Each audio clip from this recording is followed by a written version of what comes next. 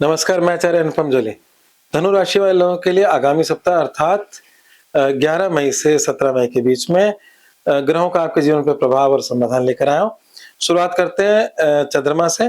पर इस हफ्ते बहुत सारे ग्रह चेंज हो रहे हैं, तो इस हफ्ते हर एक की ज़िंदगी में थोड़े बहुत परिवर्तन, उतार-चढ़ाव बने रह सकते हैं। तो देखते हैं आपके जीवन में कौन-कौन से परिवर्तन, उतार-चढ़ाव आ रहे हैं। सबसे पहले चंद्रमा से शुरू करते हैं।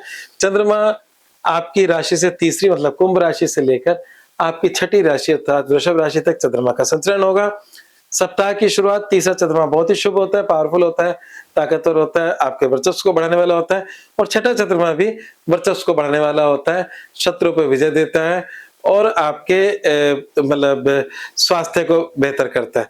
तो कुल मिलाकर बात है कि सप्ताह की शुरुआत और सप्ताह का अंत दोनों आपके मनोबल को बढ़ाने वाले हैं। पर सप्ताह मध्य में कुछ चिंताएं होती हैं चंद्रमा की वजह से, और वो समय कब है उसकी चर्चा कर लेते हैं। चतुर्थ चंद्रमा चिंताएं देता है, टेंशन देता है और थोड़ा-सा मन को विचलित करता है और उसकी वजह से कभी-कभी चीजें डिस्टर्ब हो जाती हैं। तो वो समय है 12 मई शाम 7:25 से 14 मई रात 10:34 तक। तो हम ये कह सकते हैं कि 13 और 14 का जो तारीख है, उस समय थोड़ा-सा कामों को आगे-पीछे कर लें। उस समय पे किए कार्य मन को कष्ट देने वाले साबित हो जाते हैं। ये कार्य रोजमर्रा के कार्यों की बात नहीं कर रहे हैं हम लोग।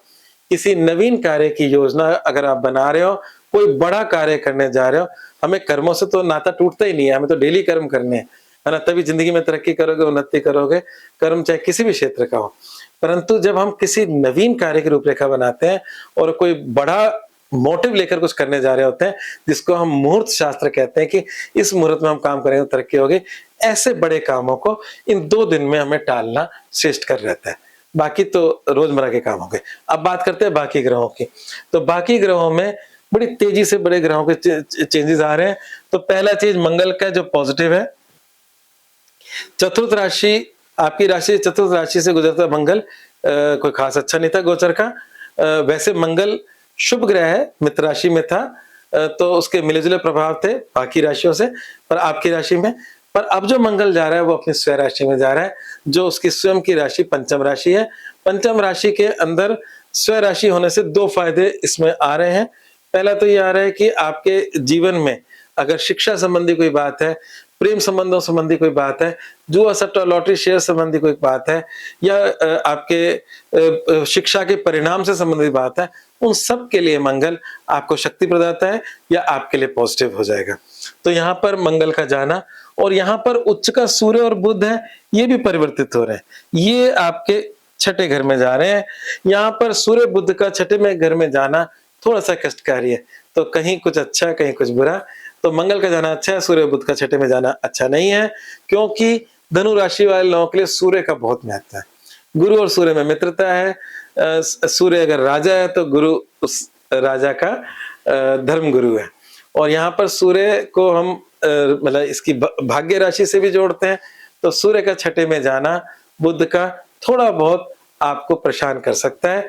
परेशानी में कुछ छोटा-मोटा स्वास्थ्य हो सकता है, शत्रु वर्ग हो सकता है, शत्रु वर्ग में कुछ बड़े लोग हो सकते हैं, तो इस प्रकार की बात हो सकती है। पर वो उससे ज्यादा जो चिंताजनक है, वो है कि यहाँ पर ये शुक्र जो है, वो आपके 7वें घर में जा रहा है।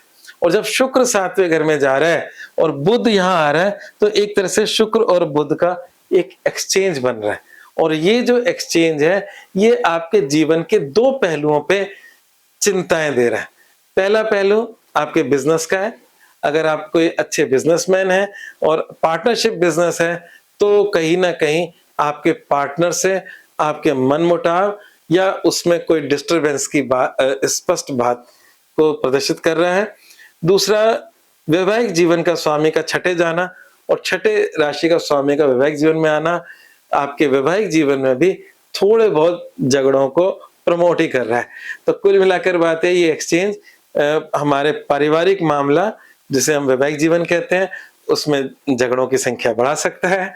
और दूसरा, आपके बिजनेस पार्टनर के साथ आपके संबंधों में तकरार ला सकता है। ये 2 बातें आपके मतलब खुलकर इसमें आ रही हैं। बाकी अगर हम बाकी जीवन के दूसरे एरियाज देखें, तो एज यूजुअल आपके जीवन में आध्यात्मिक उन्नति शो हो रही है। केतु आपके नवम में बैठा है, गुरु आपकी राशि को देख रहे हैं। ये दोनों चीजें आपको आध्यात्मिक उन्नति दे सकते हैं। यही बृहस्पति आपके पराक्रम को देख रहे हैं, यही बृहस्पति आपकी इनकम को देख रहे हैं। तो ये जो पिछले कुछ समय से स्थायी बातें पॉजिटिव है, वो पॉजिटिव की तरह ही रहेंगी, उसमें कोई बिल्कुल चिंता करने की जरूरत नहीं है। और अगर हम देखें तो जो शुक्र है वो लाभ का स्वामी होकर छठे में था, तो कुछ डिस्टरबेंस ही था, पर लाभ का स्वामी होकर सप्तम में आते ही तो लाभ की मात्रा के लिहाज से अच्छा है। नौकरी पेशा लोगों के लिए समय उतना बुरा नहीं है, बिजनेसमैन के लिए थोड़ा सा संघर्ष का समय है। तो ये था आपका मोटा मोटा इस हफ्ते का राशिफल। अगर आपको अच्छा लगा तो मेरे चैनल को लाइक करें, सब्सक्राइब करें। आज बस इतना ही, धन्यवाद।